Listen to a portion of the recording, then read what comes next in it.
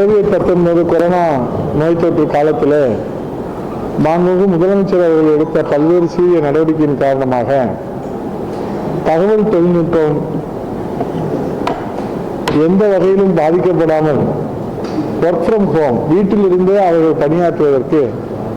அரசு அனைத்து முயற்சிகளையும் எடுத்து பல்வேறு தகவல் தொழில்நுட்ப நிறுவனங்களோடு இணைந்து அவர்களோடு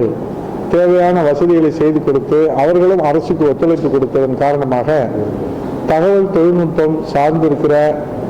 தொழில் முதலீடுகள் தடையின்றி தமிழகத்துக்கு பெறப்பட்டு அது தடையின்றி அந்த தகவல் தொழில்நுட்பம் அந்த வளர்ச்சியை நாம் இன்றைக்கு கண்கூடாக பார்க்க முடிகிறது. இதற்காக 4 லட்சம் நேரடி வேலை வாய்ப்புகளும் 90,000 ஐடி கிராஜுவேட்ஸ் ஒவ்வொரு ஆண்டும் இன்றைக்கு தகுதி உள்ளவர்களாக திறமை படைத்தவர்களாக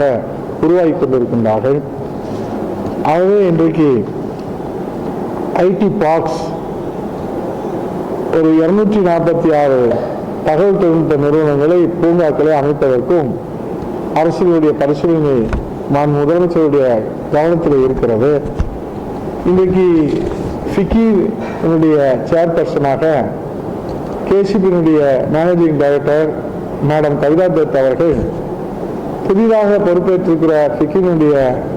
பொறுப்பாளர்கள் மரியாதைக்குரிய ரவி பச்சமுத்து அவர்கள், மரியாதைக்குரிய நம்முடைய வேலு அவர்கள்,